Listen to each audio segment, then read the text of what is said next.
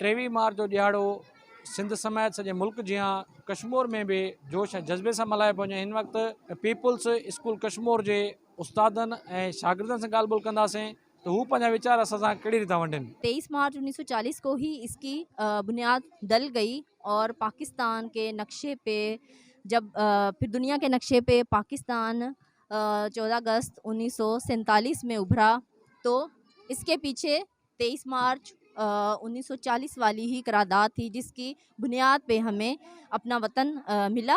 योम पाकिस्तान मल्हाए रहा आहियूं ऐं इन ॾींहं जे मल्हाइण जो मक़सदु इहो आहे त असां पंहिंजी नई नस्ल खे ॿुधाए सघूं त पाकिस्तान केतिरी क़ुर्बानीनि खां पोइ असांखे मिलियो आहे। इन लाइ मल्हायोसीं जो ॿारनि जे अंदरि नज़्बो ज़ब्त ऐं जहिड़े जबर खां ग़ुलामी जे जबर खां असांखे क़ाइद आज़म मोहम्मद अली जना आज़ादु करायो, उन हवाले सां इन्हनि ॿारनि जे अंदरि शऊर पैदा करणु हुयो ताकी इहे ॿार अॻिते हली करे तालीमी मयार में हुजनि या कंहिं बि मरहाइल में हुजनि, उहे कंहिंखां बि झुकियल न हुजनि ऐं कंहिंखां बि सवालिया निशान न बढ़ियल हुजनि, मुंझियल न हुजनि। बहितरीन करे मल्हाईंदा आहियूं, ईद जो ॾींहुं करे मल्हाईंदा आहियूं 23 मार्च खे, छो जो 23 मार्च सां ई असांजे मुल्क जी शुरूआति थी जेको अॼु ताईं माशाअल्लाह हले थो पियो।